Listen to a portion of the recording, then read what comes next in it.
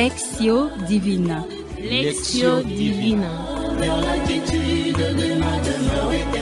Lectio Divina, une émission pour méditer, prier et vivre la parole de Dieu au quotidien. Lectio Divina.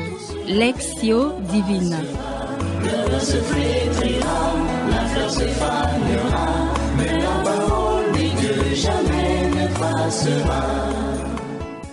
Voici le temps favorable pour écouter le Seigneur, écouter sa parole en ce 22e dimanche de temps ordinaire. Le 22e dimanche, le temps ordinaire où l'Église nous exhorte au respect et à la cohérence chrétienne. Ainsi, nous invitons, chers auditeurs, chères auditrices, à nous concentrer pour commencer notre méditation. Au nom du Père, du Fils et du Saint-Esprit. Amen. Source de vie, esprit d'amour, flamme de vie, esprit de feu, souffle de vie, esprit de Dieu, souffle en nos vies, esprit de Dieu. L'esprit habite au fond de toi, torrent d'amour et de présence, comme une eau vive que tu bois. La méditation de ce 22e dimanche de temps ordinaire est tirée de l'évangile de Jésus-Christ selon Saint Marc, chapitre 7, versets 1 à 8, ajouté le verset 14 à 16 et le verset 21 à 23. Ensemble, écoutons. Évangile de Jésus-Christ selon saint Marc. En ce temps-là, les pharisiens et quelques scribes, venus de Jérusalem, se réunissent auprès de Jésus et voient quelques-uns de ses disciples prendre leur repas avec des mains impures, c'est-à-dire non lavées. Les pharisiens, en effet, comme tous les Juifs, se lavent toujours soigneusement les mains avant de manger, par attachement à la tradition des anciens. Et au retour du marché, ils ne mangent pas avant de s'être aspergés d'eau, et ils sont attachés encore par tradition à beaucoup d'autres pratiques, lavage des coupes, des carafes et des plats. Alors les pharisiens et les scribes demandèrent à Jésus, « Pourquoi tes disciples ne suivent-ils pas la tradition des anciens? Ils prennent leur repas avec des mains impures. » Jésus leur dit, « Isaïe a bien prophétisé à votre sujet, hypocrite, ainsi qu'il est écrit, « Ce peuple m'honore des lèvres, mais son cœur est loin de moi. C'est en vain qu'ils me rendent un culte. Les doctrines qu'ils enseignent ne sont que des préceptes humains. Vous aussi, vous laissez de côté les commandements de Dieu pour vous attacher à la tradition des hommes. » Appelant de nouveau la foule, il lui disait, « Écoutez-moi tous et comprenez bien. Rien de ce qui est extérieur à l'homme et qui entre en lui ne peut le rendre impur, mais ce qui sort de l'homme.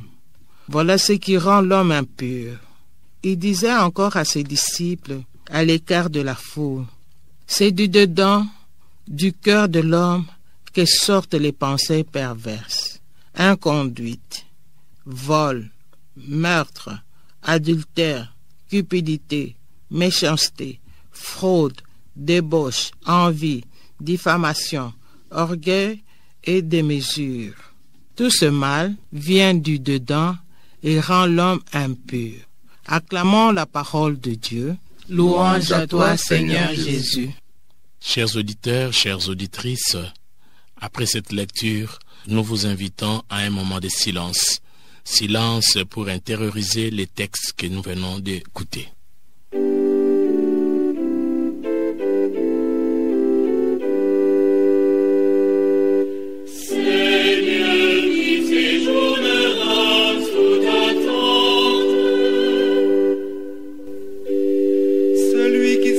Parfaitement, qui agit avec justice, dit la vérité selon son cœur. Il met un frein à sa langue. Il ne fait pas de tort à son frère et n'outrage pas son prochain. À ses yeux, le réprouvé est méprisable, mais il honore les fidèles du Seigneur. Seigneur, qui séjournera sous ta tente. À présent, chacun peut partager ce qui l'a touché, partager ce qui a attiré son attention. Le verset qui m'a interpellé, c'est le verset 18 et 19. Rien de ce qui est extérieur à l'homme et qui entre en lui ne peut le rendre impur, mais ce qui sort de l'homme, voilà ce qui rend l'homme impur.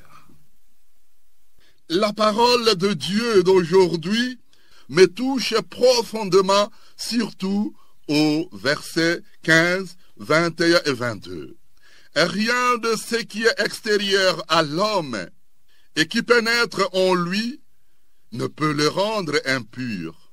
Mais ce qui sort de l'homme, voilà ce qui rend l'homme impur. Il disait encore à ses disciples, à l'écart de la foule, c'est du dedans, du cœur de l'homme, que sortent les pensées mauvaises. Inconduite, vol, meurtre, adultère, cupidité, méchanceté, fraude, débauche, envie, diffamation, orgueil et démesure.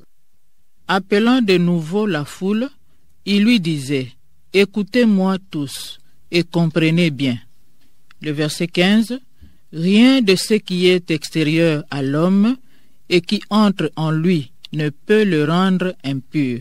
Mais ce qui sort de l'homme, voilà ce qui rend l'homme impur. » Pour nous permettre d'entrer encore à fond de notre texte de méditation tiré de l'évangile de Jésus-Christ selon Saint Marc, chapitre 7, versets 1 à 8, ajoutez le verset 14 à 16 et le verset 21 à 23. Cette fois-ci, méditez la parole du Seigneur de cette lecture. Dieu nous met sur un chemin heureux pour vivre une loi de liberté. C'est pour cela Jésus nous ramène une fois de plus à l'essentiel, c'est-à-dire il juge l'homme non sur des multiples observances extérieures, mais sur l'orientation profonde de sa vie, sur ce qui sort de son cœur. Dieu ne regarde pas l'apparence comme font les hommes. Il sonde les reins et les cœurs. Pour cela, même si je ne suis pas sûr de moi, je vis ce que je crois, et Dieu croit en moi, et ce qui vient de lui est bon pour moi. Pour moi, l'évangile de ce dimanche est un cadeau. Il me montre un chemin de bonheur, c'est-à-dire mon Dieu me veut libre d'une liberté qui fait grandir, qui est bon en moi. Aujourd'hui, Dieu me redit sa confiance et me propose sa force pour dépasser tout ce qui enferme et empêche d'aimer les autres. L'intelligence et la sagesse sont mes secrets pour être à l'écoute de la parole de Dieu afin de bien l'accueillir comme un don et d'essayer de la vivre au quotidien dans des petites choses. L'évangile selon saint Marc me fait voir combien le monde dans lequel je vis met l'accent sur les apparences, une vie extérieure et non une vie intérieure profonde. Moi, comme chrétien, comme celui qui doit être à ta suite, il m'arrive des fois de tomber dans cette ambiance mondaine, de manquer de charité. Il m'arrive des fois de ne pas pratiquer la justice, au lieu que je puisse pratiquer les vertus pour être modèle de cette société malade. Je préfère des fois faire comme tous les autres. Je m'attache des fois aux antivaleurs décriées par le Christ, le divin maître. Je peux les citer: inconduite, vol, meurtre, adultère, cupidité, amour exagéré de l'argent qui peut des fois me pousser même à supprimer la vie humaine qui est ultra sacrée.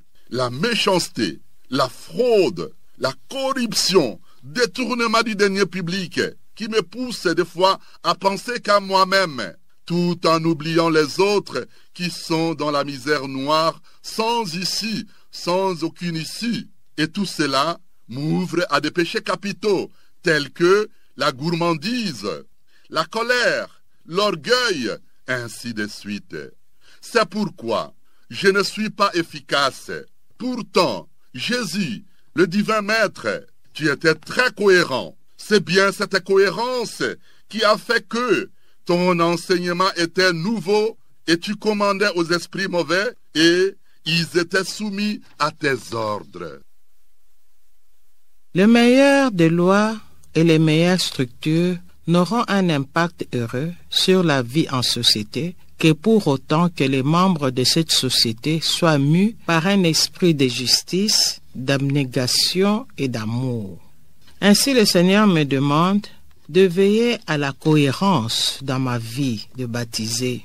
Je dois toujours chercher à choisir le bon chemin, c'est-à-dire la sagesse, afin d'éviter de vivre dans l'hypocrisie, parce que je dois considérer ma vie quotidienne comme une occasion d'union à Dieu et d'accomplir sa volonté. L'attitude rénovatrice et libératrice de Jésus me pousse à comprendre que tout ce qui est extérieur à l'homme ne peut pas le rendre impur, mais ce qui le rend impur, c'est ce qui sort de lui, de son cœur.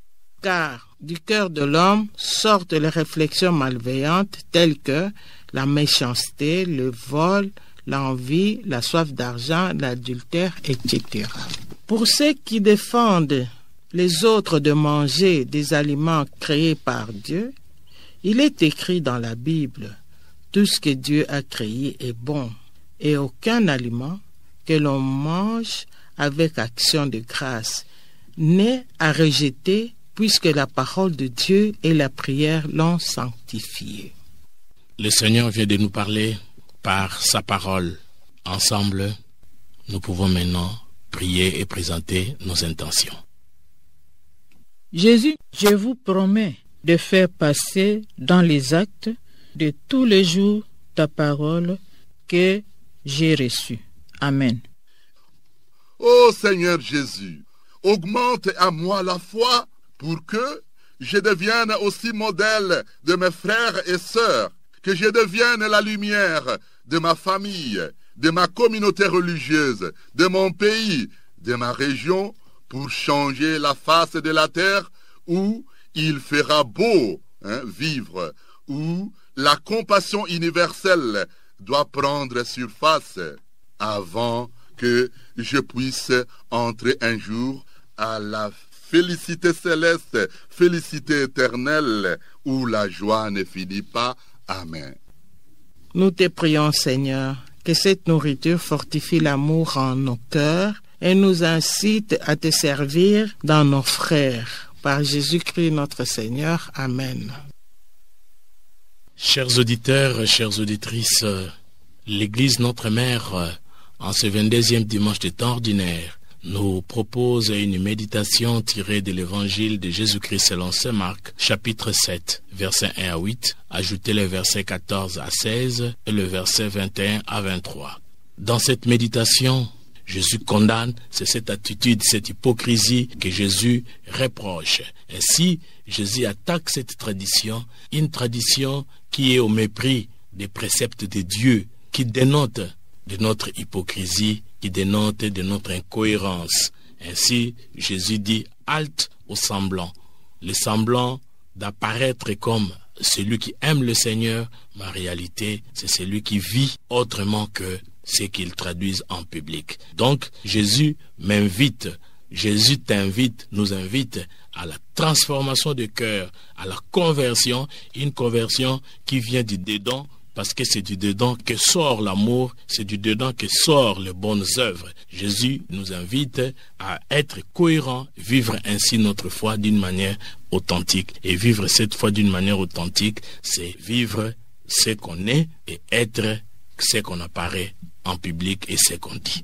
Voilà, chers auditeurs, la quintessence de notre méditation d'aujourd'hui, le respect et la cohérence chrétienne. Ainsi, ensemble, restons cohérents dans notre foi chrétienne et vivons notre foi chrétienne d'une manière authentique et vraie. Nous sommes à la fin de notre méditation et nous remercions l'équipe qui a conduit ces moments de lectio. L'équipe est composée de Marie-Jeanne Malulu Epunzola, coopératrice paulinienne de la paroisse Marie Auxiliatrice Massina Abattoir.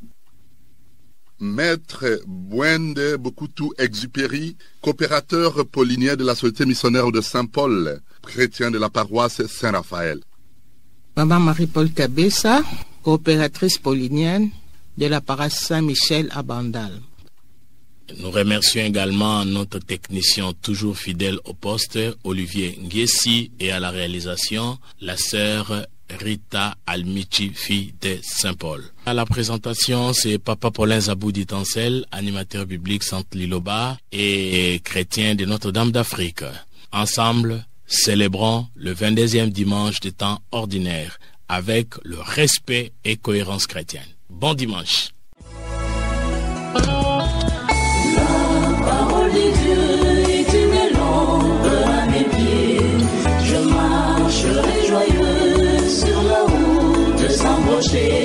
Lectio Divina. Lectio Divina. Lectio Divina, une émission pour méditer, prier et vivre la parole de Dieu au quotidien. Lectio Divina. Lectio Divina. Le vent se flétrira, la fleur se fanera.